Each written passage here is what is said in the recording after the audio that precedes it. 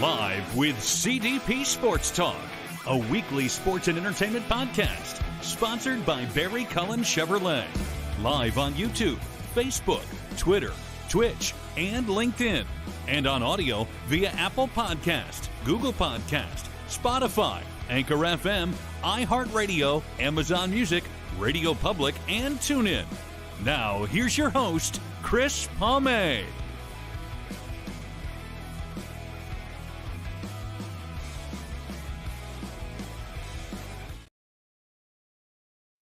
Good evening, everybody. Welcome to Live with CDP Podcast, Season 5, Episode 29 on this Tuesday, February 28th, 2023. And as always, guys, Live with CDP Sports Talk is brought to you by Barry Cullen Chevrolet, 905 Woodlawn Road West in the Guelph Auto Mall. Check out barrycullen.com for the newest selection of new and pre-owned GM vehicles, or give them a call at 519-824-0210 and tell them Chris Palme, aka CDP, sent you. And as well, guys, you can now pre-order the all-electric Cadillac Lyric. They have one there now for test drives. Please phone them or go on their website to book an appointment. Or you guys can check out the all-electric Silverado pickup truck as well, or a 2023 Chevy Trailblazer like I did as well. So again, thanks to the folks at Barry Cullen Chevrolet for sponsoring Live with CDP Sports Talk. Also, guys, Live with CDP Sports Talk is now on weeknights at 8 o'clock Eastern on WQEE 99.1 FM, The Key, the home of Southern Sports and the Talk, and home of Southern Sports and Talk, the heartbeat of Atlanta. And I want to say thank you to station manager Ryan O'Neill for giving me an opportunity to have my show on his station. Again, WQEE 99.1 FM in Atlanta. Guys, I'm looking forward to my guest tonight on Season 5, Episode 29. His name is Rasheed Weeks. He was a fifth-year basketball player with the OUA's Guelph Gryphons men's basketball team from Mississauga, Ontario. And we're going to bring on Rasheed right now, and we're going to talk about his 5-year career with the University of Guelph Gryphons. Good evening, Rasheed. How you doing? Good evening. How are you? I'm doing fine myself. Thanks for asking. I'm doing well. I'm doing well as well. I'm doing good as well. So, hey, thank you so much for coming on my show tonight. I really appreciate it. Anytime. Is this the first podcast show you've done? Actually, yeah, first podcast show I ever done. So, kind of intrigued to see what's going to happen. Well, I really appreciate you coming on. And I've for a while there, I got away from the OUA basketball, but this past year I've been doing some work with Gryphons as a camera operator, and I really enjoyed filming your games and the women's games this year. And people need to start coming out to more games in the future because it's really good basketball. Oh yeah, no doubt. There was actually a lot of close games this year for us, actually for the whole league. And when we started the season off, the first 2 games up the three came down to the buzzer against Laurier. They beat us on a buzzer beater. And then the second game, we were at Laurier and they hit a buzzer beating shot to bring us to overtime. Then they beat us to overtime. So that's just a lot. That's just like the little window of things that happened this year in the league. But yeah, there's a lot of close games, a lot of good basketball being played. And you just wrapped up your 5-year career with the University of Guelph Gryphons. What was it like being on that team for 5 years? And I guess it went by quick, didn't it? It went by really fast. Like one time I blinked, I was the first year and I blinked again. And I'm in my 5th season, man. Like it all happened so fast. What it was like, it was a good ride actually. Like I see myself grow as a person. It's funny to see how like the little goals you have in your 1st and 2nd year compared to the goals you have in your 4th and 5th year and how they changed. You see your body change, you see your character change, you see your responsibilities change. Like when I first came into the program, I was the first year from Mississauga.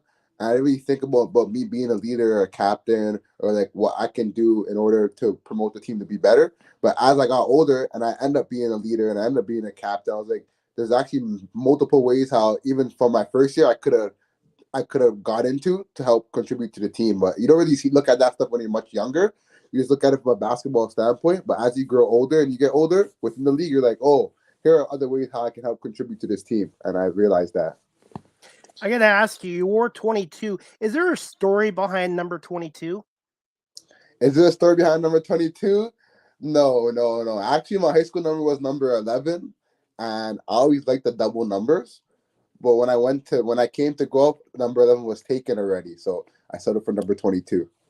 You remember who had number 11 back then? Back then, number 11. No, I'm not too sure. Not too sure. Okay. 22 is a good number as well. And you're what, 6'5" guard, and you're from Mississauga, Ontario, and you're in your 5th year of psychology, I believe. Yes, correct. I actually graduated psychology last year, so now I'm just doing a business certificate to fill up my eligibility to play basketball and just to get some more education. Congratulations. Now I have to ask you this as well, Sheed. Are you going to look at continuing your basketball career and look at some pro basketball leagues possibly?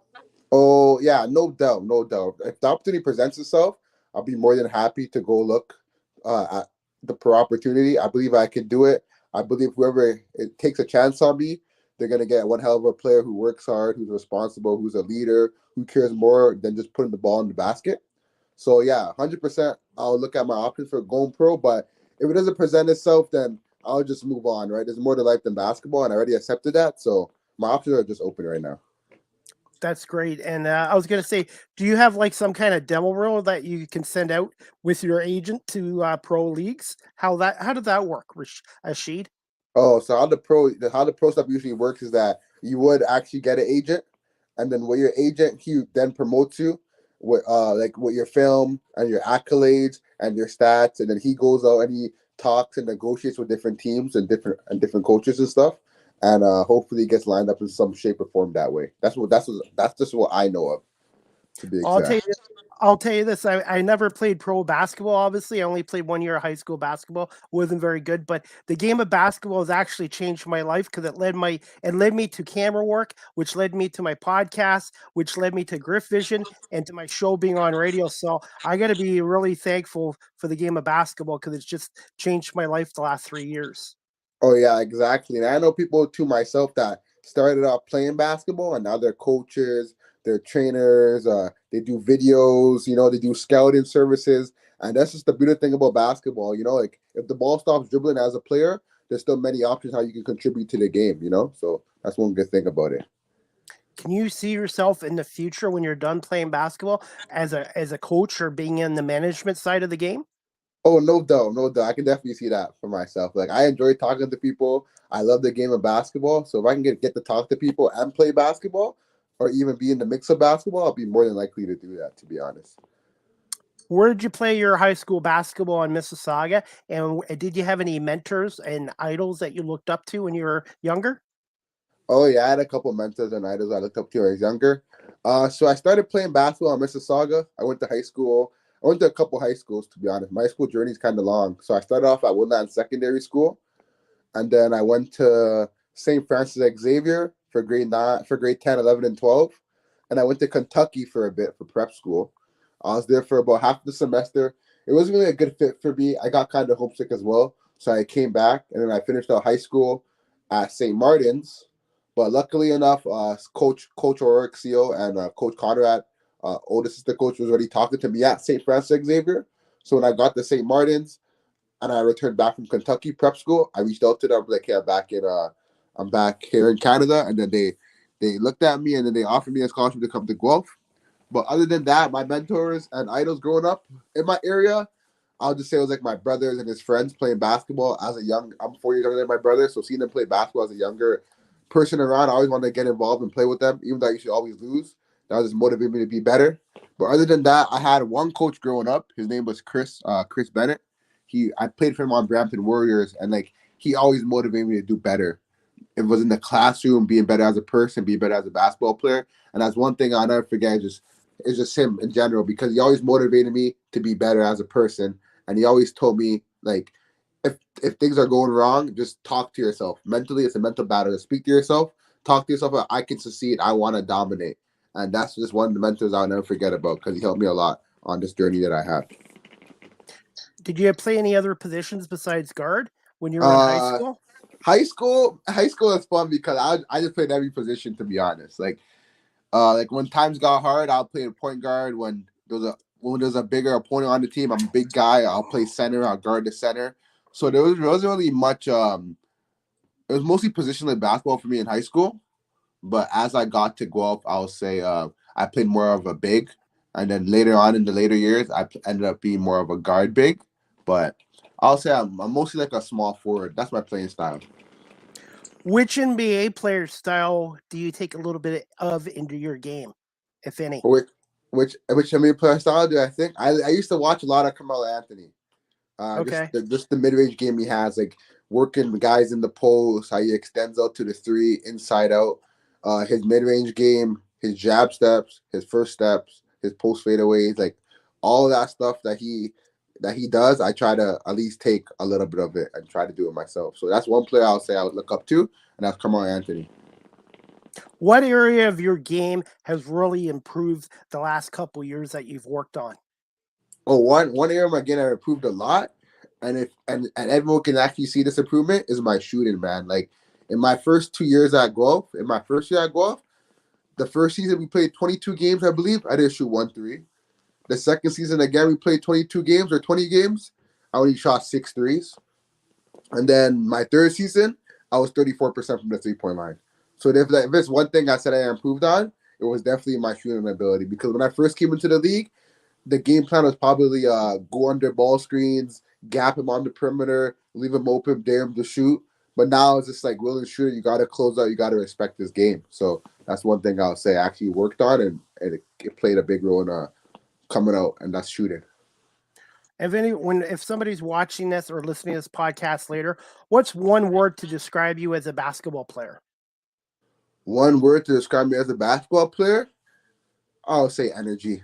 I just say energy because I like to bring the energy. Either if it's rebounding, if it's playing defense, if it's talking to my teammates, if it's diving for a loose ball, if it's clapping in the air. I like the energy. If the energy's down, I'm gonna say something. So as a player, as a fan of the game, if I see the energy is down, I'm gonna say something. So I'll say energy is the most important thing to me as a basketball player, and something that can describe me as a basketball player as well. Okay. Before we get into some questions, Sheed, what were your thoughts on the playoff run for the Gryphons? Obviously, you guys had success at Lakehead, winning 67-64 over the 6th-rated team, and then Saturday you were defeated by Windsor 93-74. Thoughts on the playoff games for the Gryphons? Well, the playoff game was amazing. It was an amazing feeling, especially when we beat Lakehead, because I've never been part of something like that here in my 5 years at Guelph, right? That was the first playoff game won in the last 10 years. So as soon as I won that game, I was speechless. I was excited. I went up to my coach. I gave him a hug. I was like, let's go. And it was actually a really good turnaround for us because we at one point in the season we were 3-9, and then we finished 11-11. And at one point in the last 10 games of our season, we were 8-2. So continue on with that type of momentum going into the playoffs, and we beat our first playoff game. It was like, damn, like we are actually a good team, and we actually did came a long way. And I did bring the energy and momentum that we needed into Saturday's game against Windsor. But Windsor came to play. They came to play. They had a really good game. All their starters were in double digits, and we had a tough time actually hitting some shots, and that hurt us in the end. So if there's anything I could take back from the playoff run, it would just be sometimes you just gotta deal with what's in front of you, man. Like you're not always gonna play good, you're not always gonna play bad, but when your shots are falling in, what are you gonna do next? And that's something that we gotta look forward to. The team has a program for next year. If your shots aren't falling down, doesn't mean the game's not over. You can still play defense, you can still rebound, you can still talk and all that stuff. So it was just an amazing run to be a part of. I've never been a part of a playoff win. So that's the playoff run right there. It's just an amazing thing to be a part of, regardless of the loss against Windsor on Saturday. Overall thoughts on the direction of this program? Do you feel the Gryphons next year could even have a better season than this year under Chris O'Rourke? Oh yeah, no doubt. Because if you look at how we started the season to how we ended, even the guys were saying in the locker room, we got a sense of what it feels like to be on a winning team. Like at the start of the season, guys were complaining about their minutes, the amount of shots they're taking, their points. But as we got rolling as a team and we end up beating teams like Windsor and we beat teams like Queens, certain guys were scoring in double digits. There was like 4 guys in double digits, 5 guys in double digits. And my team's like, you know what? At the end of the day, it doesn't matter about who scores. It matters about who plays defense. And every game, the leading scorer is going to be different, right? So that's one thing. That's a couple of things we spoke about, and I feel like going forward now in the direction the team can grow off of what it feels like to be a winning team, which is sharing the ball, playing defense, bringing that energy in practice, preparing right for game plans. And I feel like we got a taste of what it feels like to do those things and win. So now I feel like in the years to come, they can keep doing those things because it can equate to winning, which they already seen and believe that they can do, and they already seen it happen, right? So I feel like it's off to a good start now, knowing that in the past couple of years we battled to be 500. So I feel like now within this season and the momentum we had, they can actually change something with this program now, just be a winning team going forward. Absolutely. What will you miss the most about being on the Gryphons basketball team? And what are your thoughts on longtime legendary head coach Chris O'Rourke? And what kind of impact did he have on you as a player and a person as well? One thing I miss about being on the Gryphons basketball team is just living in Guelph and being a student athlete. Like when you're on campus, the community here in Guelph is just so warming and they're very likable. I never had a problem with anyone, any of the students, staffs, athletes, any of my peers around on campus. So I would just say being the whole ideal student athlete at the University of Guelph is what I'm gonna miss. Having practice every day, able to go to the SAB mentor programs, able to go to JPC with Josh Ford, who was the old trainer, and Mac James. Just being called a student athlete now, because as I leave university, I'm not a student or athlete anymore. But with Coach CO, man, I love that guy. Like he believed in me, he trusted me. Ever since I came into the team, he spoke to me, he coached me, he motivated me, he disciplined me. He threw me into the fire when I was in my second year. He put me in the starting lineup. He never doubted me, and just for that, I just thank him because he grew me into the player I am today. The first 2 seasons when I wasn't shooting, he pulled me to the side and said, I need to know how to shoot. I need to learn how to shoot. And he always cared for me. And anyone can say anything bad about him or whatnot. I know what I know, and I've been around for a long time. And he really cares about his players more than just basketball. It goes bigger than basketball with him. And that's one thing I always appreciate about him. And he was a player too with the Gryphons as well. So he can relate to you guys as an athlete as well. Oh, yeah, 100%. Yeah, I heard he was a good point guard. So, Well, I know the Gryphons back in the late 80s and early 90s, they had some really good teams, and they used to call the gym the House of Slam. the House of Slam, eh? Yeah. That's going I'm back. not sure. I'm not sure if he was slamming the ball, but he was definitely throwing the alley hoops. I'll tell you that much. But it would be nice to see the program do well because, like I said, I think the University of Guelph it's been a good experience for me doing camera work, and that's the one thing I like about doing camera work as well is even though I'm not on the court like you guys are. In a broadcast, you can't take a play off. You have to be focused the whole time, and you don't want to miss a shot because that can affect the broadcast. Just like in basketball, you got to bring your A game every night when you do a broadcast, just like a player does on the court. Yeah, no doubt. I believe that. I see that being 100% true. You don't want to miss a highlight play. That's like the play of the game that everyone's waiting to see after the game, right? So definitely. And yeah, definitely. And I was going to say, what about your assistant coaches with the Gryphons as well? Thoughts on them as well? Assistant coaches, they're actually really good. Daniel Dooley always knows what to say. He doesn't say much, but when he says something, it's actually meaningful and it makes a lot of sense. TB, man, TB's a hard worker. He's there day in, day out, either doing scout, doing play individuals, giving players advice. He's actually one of the main reasons how I became a better shooter than I am today. Literally, summers of 2018 and 2019, I spent countless days from May to August in the gym with him, shooting 500 jumpers a day, 300 jumpers a day, twice a day, even sometimes 3 times a day, right? So what he does to the program just goes unnoticed because if you're on the outside looking in, you wouldn't see all the little things he does. But if you're on the inside looking out, you know the amount of things he does. You just want to give him a high five, clap for him, tap on the back because like it's actually like indescribable what he does for the basketball program. What about the facilities there at the University of Guelph? The facilities, I would say the facilities are amazing. Like at one point to myself when I first came in here, because when I first came to Guelph in 2017, I also had a visit at Canisius College in Buffalo, the Division I school. So I got to see their facility, and when I came back to Guelph and I seen their facility, I was like, this is no different than a Division 1 facility. If not, that was a low major Division 1. Guelph's facility is actually better than what Canisius has. The gym facility upstairs, the basketball court, the track upstairs on the basketball court, the Jumbotron, the Mitchell gym. It's just so like it's just so mind blowing and shocking. Because coming from high school, you're not used to seeing things like that. And when you come to Guelph, you're like, wow, like they really have the facilities to get their athletes right. And that's one thing that I loved about the school as well. Just how amazing the facilities are and how good it looks. It's definitely is one of the best gyms in the OUA or U sports. I'm not just being biased because I go here. And as a camera operator, I like the setup as well. There's not a bad seat in that place, and the work environment doing the camera work for Griff Vision was outstanding. And yeah, nothing bad to say about that facility and stuff like that. One thing I wanted to ask you was as well, Sheed.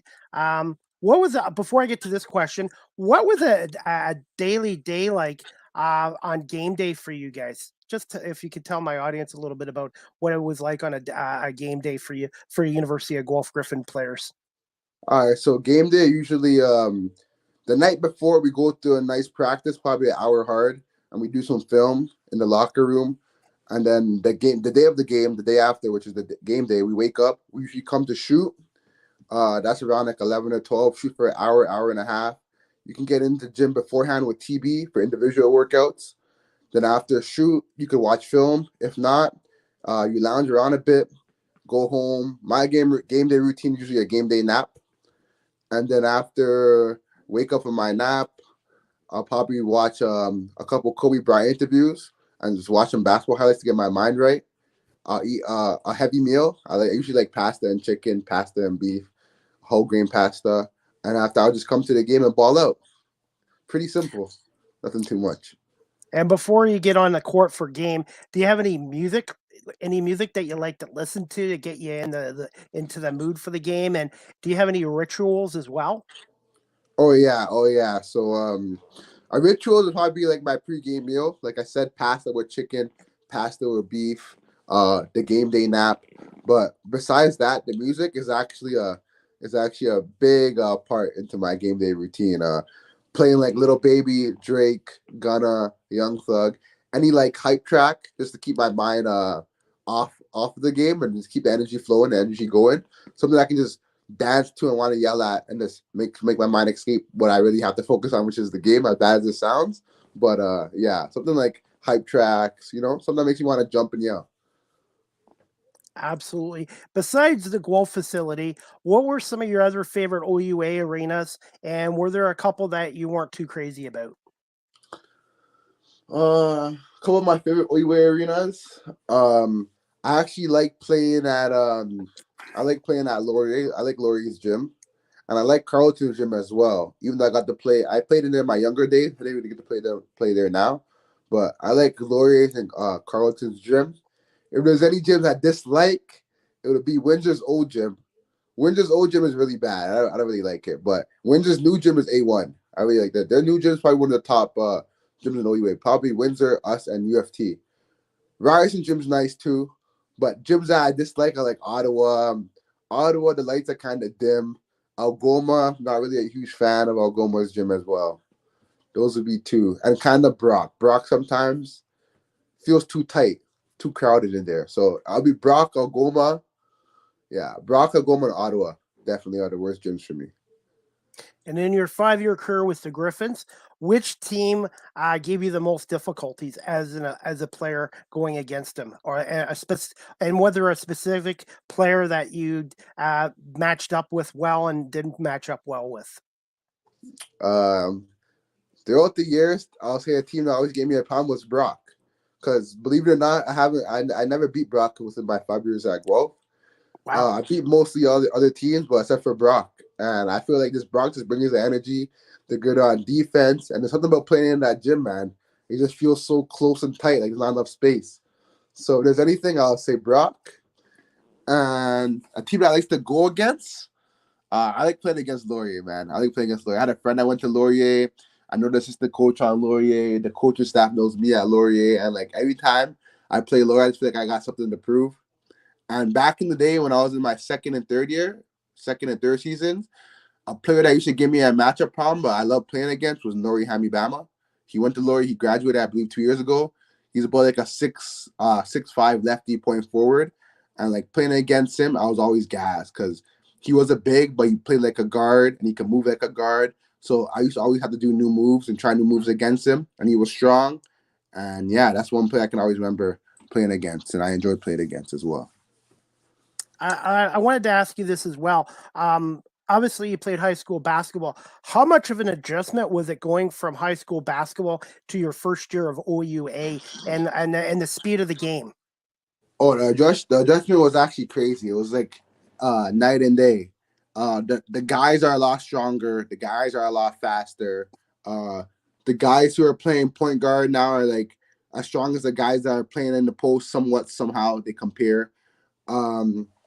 The 3-point line is farther in college than it is in high school. So there goes my shooting abilities. Like I said, that I had to work on the first 2 years. Everyone's a good player. Like in high school, there's some games where there's only one good guy on the team, and the rest 4 guys are not so good, and you can attack them and you can game plan around them. But not everyone's a good player. You gotta respect everyone at this level. So that's one thing I had to adjust to, was that just knowing that not everybody you play against is just gonna be a walk through the park. You actually got to come prepared. You got to come prepared with a game plan. You got to come with your mind right, and more importantly, you got to come hit shots. So that's one thing I'll say. It was a big difference coming into this league. I'm going to put you on the spot with this question. In your 5 years with the Guelph Gryphons, you played with a lot of teammates. Who are some of the best players that you played with in your time with Guelph? Some of the best players I played with my time in Guelph, Malcolm Glanville. He's a really good guard. When I played with him, there was one season where he averaged about 22 points. He was the 4th leading scorer in the OUA. Benki Alade was another good player. Me and him are one of the few guys in this program, or probably in the OUA or U Sports to be exact, to average a double-double in a whole season. Daniel Dooley, who's assistant coach now, in my first year was my 5th-year vet.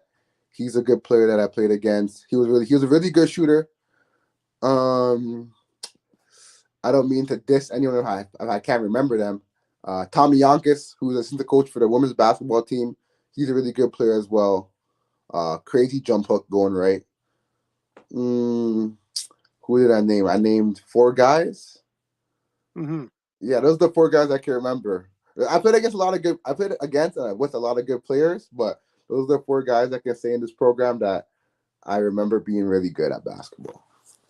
Who was the quickest player besides yourself that you went against in practice for the Gryphons? The quickest player? Yeah. I'm not that quick myself, so a lot of more guys quicker than me.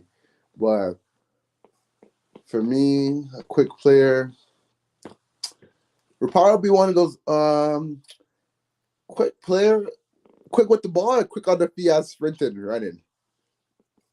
Both. Both. I had some teammates like Craig Valeria, Trevor Hutton. In practice, when we ran suicides or up and down, they were just gone. They're actually gone. You couldn't catch them. But with the ball, I can't really say someone who is really that quick with the basketball, to be honest. And I'm not really trying to like hate on anyone or knock who they are as a guard. I haven't came across someone who's that mind blowing to be like, oh, he's really fast with the ball. Like, damn, he stands out. If that makes sense. Definitely. My next question I wanted to ask you this as well, Sheed, is can you just tell us about the course that you took at the University of Guelph, psychology, and how difficult was it being a student athlete, especially in your first year with Guelph? Yeah, so being a student athlete in my first year at Guelph was really difficult because you went from being in high school, having a schedule given to you, waking up the same routine, to coming to university on a big campus where you don't know where any of the classes are, to having classes at 2:30, having classes at 4:30, but having practice at 4. And in my first year, I'll say the biggest thing was the difficulty was time management. I really know how to realize time and manage my time because sometimes we had practice at 7:00 in my first year, and we had lift at 7:00 on Mondays, but then we had practice at 6 on Wednesdays. So that morning turnaround was kind of difficult for me because I had to wake up and then go back to my res. Then I'll have class, come back, go to lift, come back, and I'll think about going to have to needing to study, but I can't study because then I have practice, or then I can't hang out with friends because I got to study. And this, as I grew older in university, I realized how I can manage my time by like writing things down actually, and building a schedule. But I'll say the biggest thing was time management in my first year, just planning around classes and hanging out with friends and studying and basketball. But majoring at the University of Guelph, I majored in psychology. I graduated honors. That's a really good program. Yeah, it keeps you on your feet, keeps your hands going, keeps your mind thinking. There's a lot of different subdivisions like social psychology, psychology, death and dying. There's principles of learning about the personality of individuals, and that's one thing about psychology. Like you learn something in the classroom, and then when you go talk to individuals outside the classroom, you start thinking about different concepts and theories that you learned in class.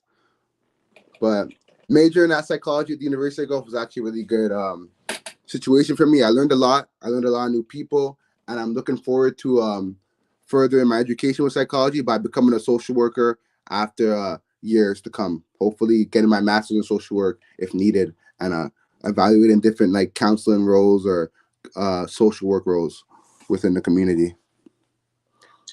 What advice would you give to a first-year player coming to Guelph next year? If you could do that, give some advice to somebody that's starting out in their first year with the Gryphons basketball team. One advice I'd actually give to somebody starting out, coming into their first year, is enjoy the process, but have short-term memory, man. Have short-term memory. Like if you're having a bad day, doesn't mean the next you're gonna have a bad day. If you have an argument with our coach, argument with one of our players, the next day it doesn't carry over. You have a bad game, you have a bad practice, and next day it doesn't carry over. You're still so young and you're still figuring things out. As a rookie, you're meant to mess up, and people don't own it as much as they need to. Being a rookie, they think everything has to go perfectly planned. But as a rookie, people actually look forward to you messing up. So just embrace the journey and just have short-term memory. You know, yesterday's not today, and today's not tomorrow. Just have short-term memory and enjoy the process. That's great advice, Sheed, and that even goes for someone like me trying to get into media radio. Sometimes you're going to have good shows, sometimes not as good, but you just have to block it out and move on to the next one and keep learning and keep improving. Yeah, for sure. Okay, definitely. I was going to get into your half court shot. I was going to show a clip of that. Is it okay? Yeah, I that's was fine. I was the cameraman on duty for that half court shot against the You were? Western Mustangs. So yeah, I'm going to put the clip on, and then if you're okay talking about it just for a minute or so. Yeah, for sure. Okay, just 1 second. I just got to find it right here. Okay, boom. Oh, well, my lance. Someone is gonna have to. Who Oh, you could have gone. is guarding him?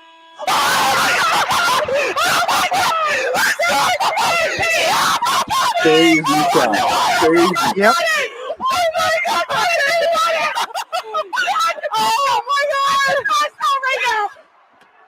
Oh my god! Ice cube emoji! Blue face freeze emoji!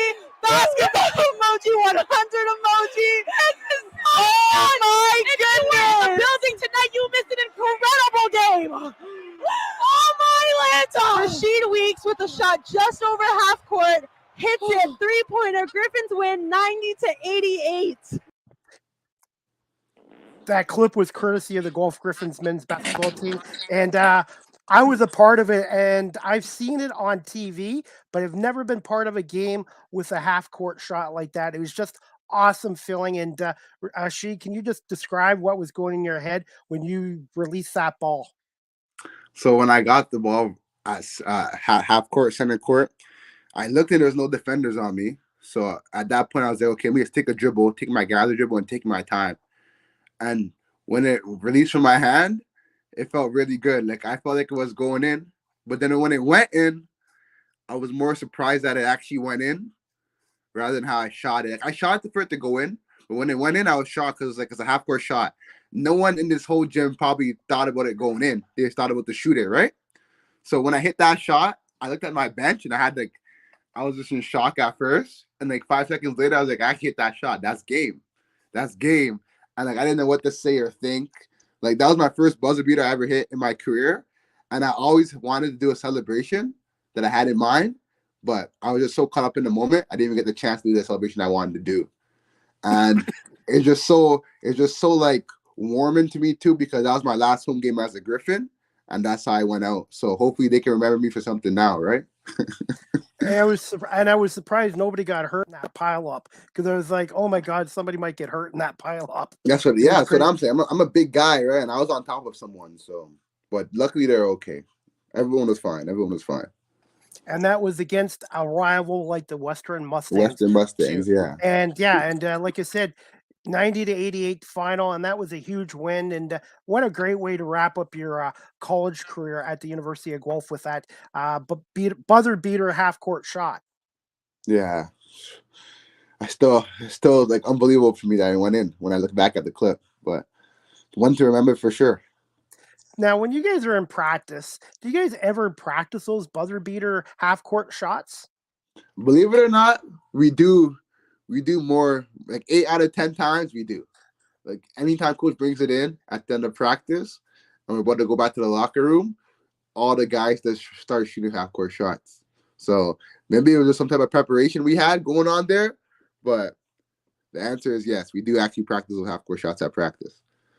And also, I was doing the women's game that day, and they had one, obviously not as big as yours, but they had one just before halftime in their game as well, a near half-court shot, and it was just amazing being a part of the women's game and obviously your game as well. Oh, yeah, I seen that half-court shot too, actually, after I hit my own half-court shot, like later on that night, and I was like, that's such a coincidence. There must have been something in the air that day for us to both hit a half-court shot on the same day. Like, when does that happen? 2 games in a row, 2 half-court buzzer beating shots. That's highly unlikely, right? So definitely, man, it's just a great feeling. And like I said, and I just followed the ball, and all of a sudden it went right through the hoops, and everybody was in shock. And I just swung the camera right to where you guys were celebrating, and just a great way to end your college career. Sheed, are you still okay for a little more time and a few more questions? Oh yeah, I'm good. Okay, definitely. Obviously, this game is going to rank into your top 5. So, do you have any other 4 games in your career with the University of Guelph men's basketball team? And you already answered the second part of the question about favorite teammates. Just some of your other top games that you played with the Guelph Gryphons in your career here. Other top games I played, I would say it'll be this year at Nipissing.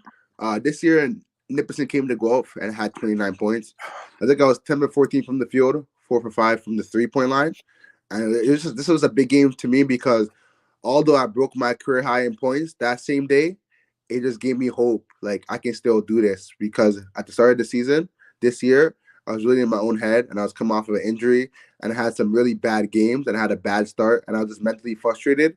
And I found myself in a dark place of how to become confident on the court.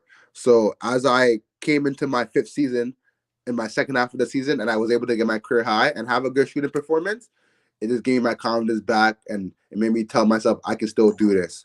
So that's one out of the 5 games I'll say I remember. Another game I remember is actually at Ryerson last October. I think it was 2021 October. It was preseason. Ryerson was always known to be a good team. They are younger now, yes. But when we played them, it was the first time I played Ryerson since they eliminated us in the playoffs, and since we gave up a 20-point lead on them. So it's kind of like my get back. And I also had my career high points at that time of the game at Ryerson in preseason. So that's the game I remember. Another game I remember is when I grabbed 17 rebounds. It was a game against Western, actually. I grabbed 17 rebounds against Western 2 times. One was last year and one was in my 3rd season. So I always remember one of those games. And another game I can remember is definitely the Lakehead game. Just winning that playoff game. I didn't really have the best game. I didn't play bad, I didn't play too good, but just being part of a playoff win is probably my second most favorite game after that half-court shot. And one thing, too, I wanted to ask you, Sheed, everyone talks about the physical talent of a basketball player or an athlete, but how important is the mindset, especially with your confidence and all that? I feel like basketball itself is a game of confidence. I feel like if you have your mind right first, then you'll be able to play second. I don't think you can play first and have your mind right second. The mind and how you think in the game of basketball goes a long way, because if you think you're a shooter, if you think you're a dunker, if you think you're a defender, it starts with you thinking of it, and then you going out to perform it. So if you got to manifest what you want to do on the court before you do it, and I believe just putting your mind first, speaking to yourself, speaking things into existence, manifesting things with just your mind and your voice would actually play off when you step onto the basketball court. And that's one thing I realized too this year. Like I said, suffering with the first half of the season to actually having a really good second half. It just got to the point where I told myself, I've been there before. I trust in the work I put in.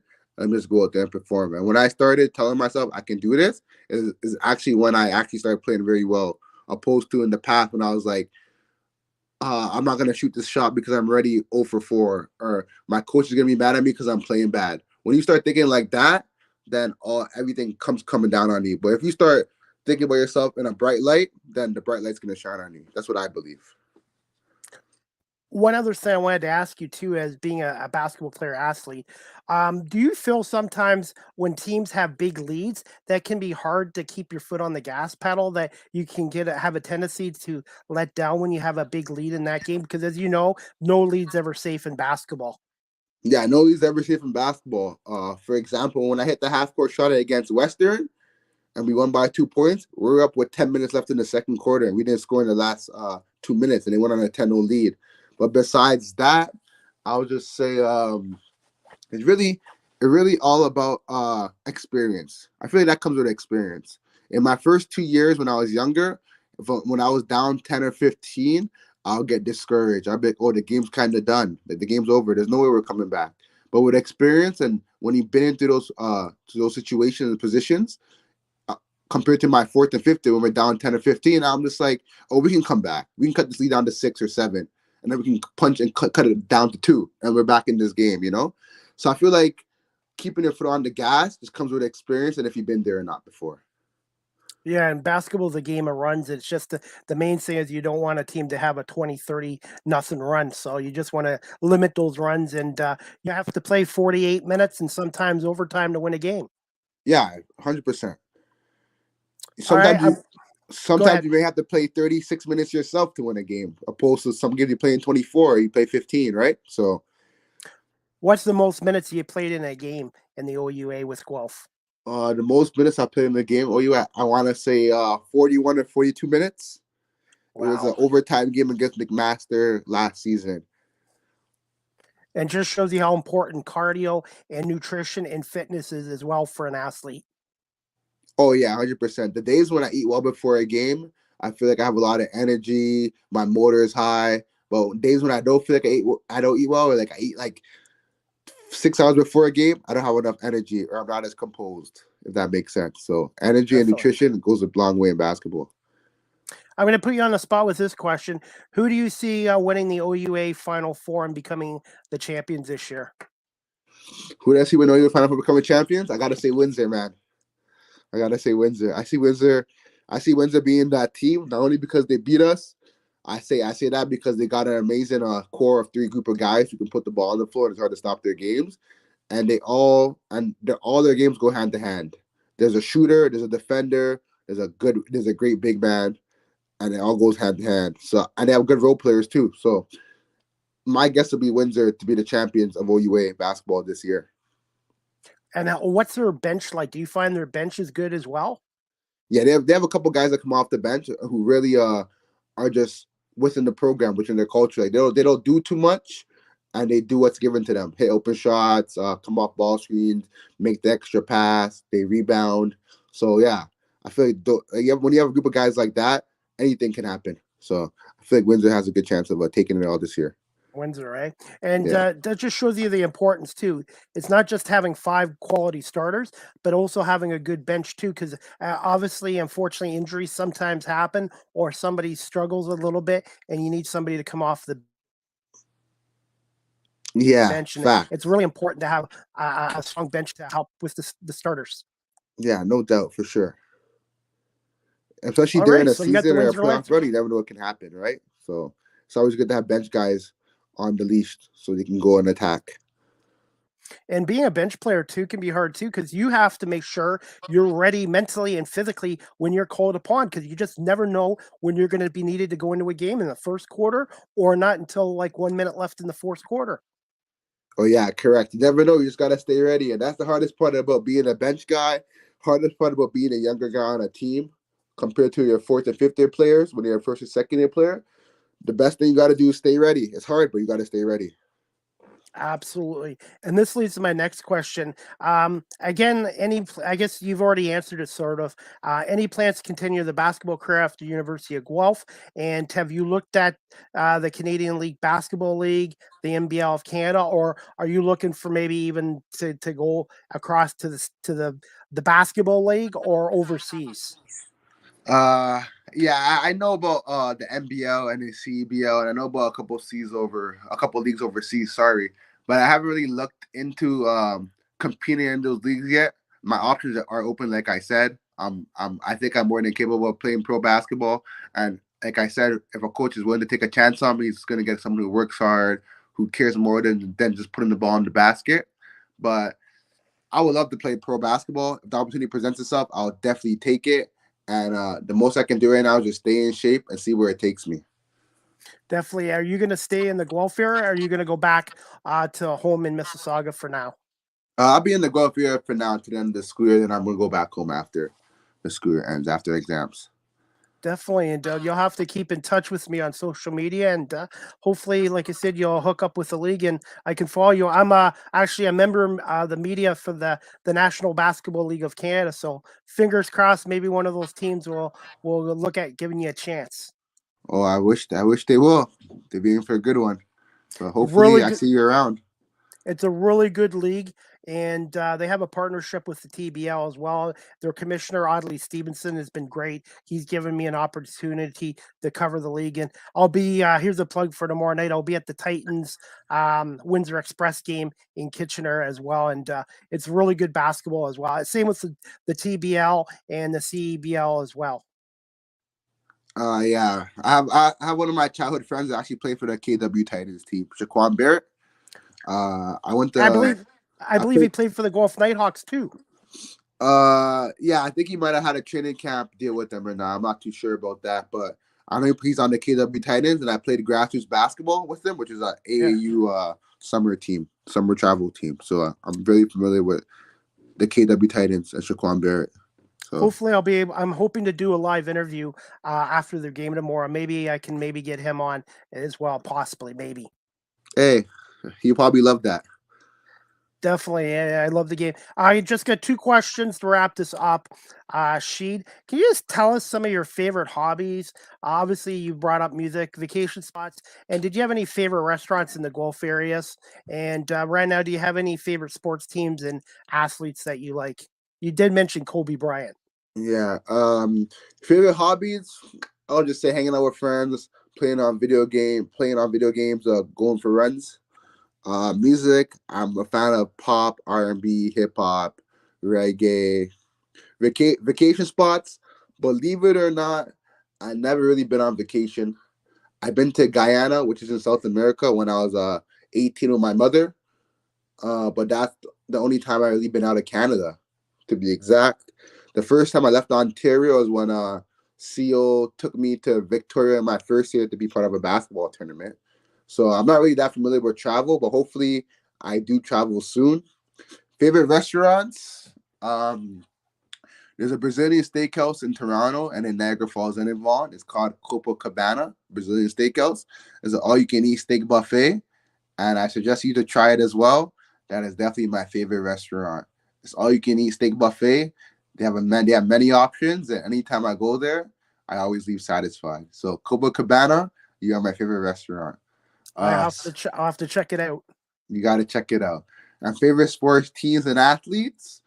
Favorite sports teams? Toronto Raptors. I like New York Knicks. I like the Chicago Bulls, just because of the cities. Favorite athletes? Like I said, Kobe Bryant, Kyrie Irving, and Jimmy Butler. If you had a choice of one of those guys, who would it be? Obviously, if Kobe was alive, I assume you would take Kobe Bryant.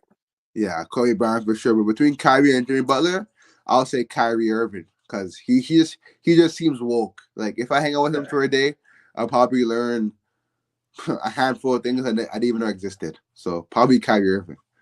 If you had a choice of Michael Jordan or LeBron James, who would you take? LeBron James. LeBron James, yeah. LeBron James. I'm old school. I'd still go with MJ because MJ had a killer instinct about him. Don't get me wrong, LeBron's a Hall of Famer, one of the greatest, but Michael Jordan, he did not want to be your friend on court. He just wanted to beat you. And 6-0 in the finals, man, that was awesome. But LeBron James is a great choice as well. Yeah. 6-0 in the final is actually unbelievable, but LeBron is a great choice. Do you think we'll ever see somebody score 100 points in a basketball game? It hasn't done since Wilt Chamberlain, I believe, in the 60s.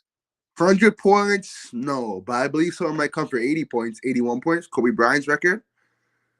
Like we've seen Damian Lillard and Donovan Mitchell both score 71 this year. So another 10 points from I say like a forward position, someone like Giannis who can shoot. Kevin Durant, doable. It's doable. NBA Finals pick, if you have one right now. Ooh, NBA Finals pick. That's a put you on the close spot. one, but coming out the West, I'm gonna say right now I guess I have to go with Denver versus Milwaukee. Denver versus Milwaukee. I'm going to go with Boston and Phoenix, but Phoenix is a big if as long as Kevin Durant can stay healthy.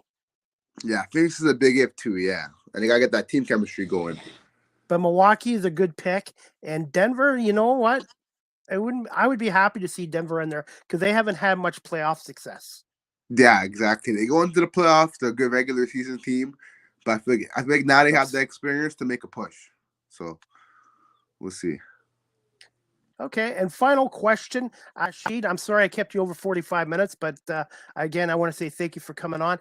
Where can my audience here in Guelph follow you on social media? And quickly, again, any advice for any young, aspiring basketball players that are watching or listening to this podcast show tonight?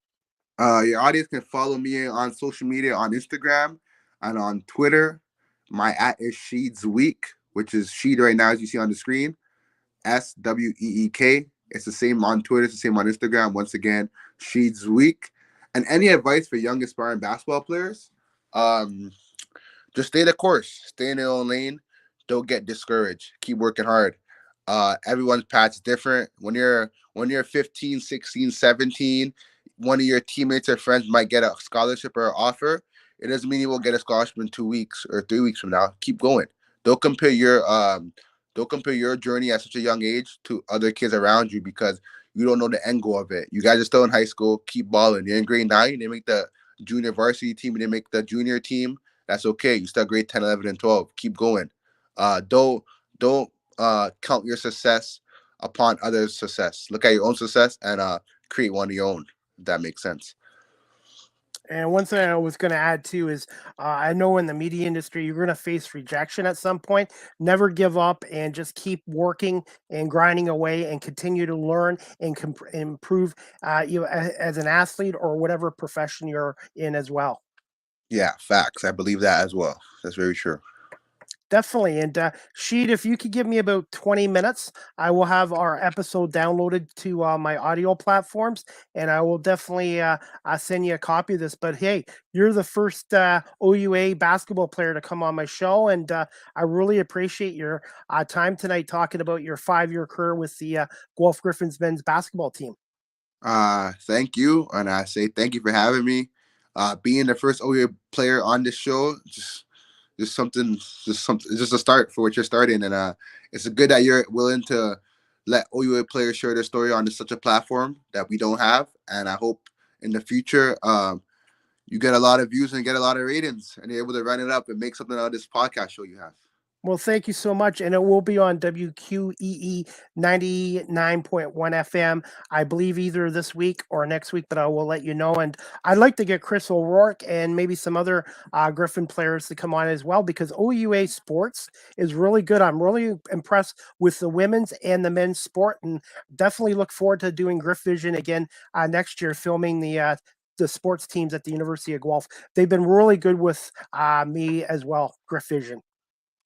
Yeah, Gryphons been around for a long time, and I hope you can keep expanding on it. So whatever you're doing, keep doing it, and hopefully I can see you around on campus or in the gym. Well, again, thank you so much, Sheed, for coming on here, and best of luck in your future basketball careers. And we'll definitely continue to follow you as a basketball player and a person on social media as well, Sheed. All right. Thank you for having me. You have yourself a good night.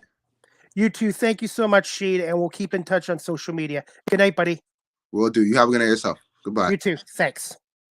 All right, guys. I hope you enjoyed season 5, episode 20. Season 5, episode 29. Season 5, episode 29. I can talk, guys, with Rasheed Weeks, a guard who was with the Guelph Gryphons men's basketball team for 5 years, and they've ended his career with a loss 93-74 at Windsor this past Saturday. But he was a part of the Gryphons men's first playoff win in 11 years 2 weeks ago when they defeated Lakehead 67-64. Overall, the Gryphons in the regular season went 14-12, and then they went 1-1 in the playoffs, and they went 15-13. And the OUA Final Four is this weekend, and Rasheed's pick is the Windsor Lancers to wins it all. But check out OUA TV or OUA.com as well. It's really, these student athletes are amazing, and I have so much respect for them, covering them with Griff Vision at the University of Guelph this year as well, guys. Before we wrap up our podcast show, guys, Live with CDP Sports Talk, a weekly sports entertainment talk show hosted by yours truly, Chris Pame, is now on weeknights at 8 p.m. Eastern on WQEE 99.1 FM, The Key, the home of Southern sports talk and the heartbeat of Atlanta. So please check me out 8 o'clock weeknights on WQEE 99.1 FM. Thank you to Ryan O'Neill, the station manager, for giving me a shot at that as well. Next Small Talk podcast show with hosts and Nandy Carol Woolery and yours truly, Chris Pame, Friday, March 3rd at 1 p.m. Eastern with special guest Mayor of Burlington, Marianne Mead Ward. And you guys can catch that show live streamed on YouTube, Facebook, Twitter, Twitch, LinkedIn, and the Small Talk Facebook page this Friday, March 3rd at 1 o'clock as well. And then, guys, next Live with CDP Sports Talk by Barry Cullen Chevrolet. My 250th episode since March of 2020 will be Monday, March 6th at 2 o'clock Eastern with my guest, Paige Warner. She's a singer, musician, songwriter, based out of Owen Sound, Ontario. Looking forward to speaking to Paige about her career and how she got started in the music industry as well. So I hope you guys can tune into a special edition, my 250th podcast show in 3 years on Monday, March 6th at 2 o'clock again with Paige Warner. And looking forward to that as well. Also, guys, just to let you know, Live with CDP Sports Talk is also live streamed on YouTube, Facebook, Twitter, Twitch, and LinkedIn. And thank you to everyone watching this on live stream as well. My website, guys, is beacons.ai/Chris D. Pame. That's beacons.ai/Chris D. Pame. All my previous podcast shows and all my social media content is on there as well. As always, Live with CDP Sports Talk, again, is sponsored by Barry Cullen Chevrolet Dealership at 905 Woodlawn Road West in the Guelph Auto Mall. Check out barrycullen.com for the newest selection of new and pre-owned GM vehicles, or give them a call at 519-824-0210, or email them at info@barrycullen.com as well. You guys can also follow me on TikTok at Live with CDP. That's at Live with CDP on TikTok. And StreamYard is the official live stream provider of Live with CDP Sports Talk as well.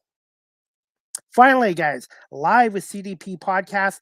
The audio version is downloaded to iHeartRadio, Amazon Music, Google Podcasts, Anchor FM, Apple Podcasts, Breaker, Pocket Casts, Radio Public, Spotify, Castbox, LinkedIn, Stitcher, and Tuned In.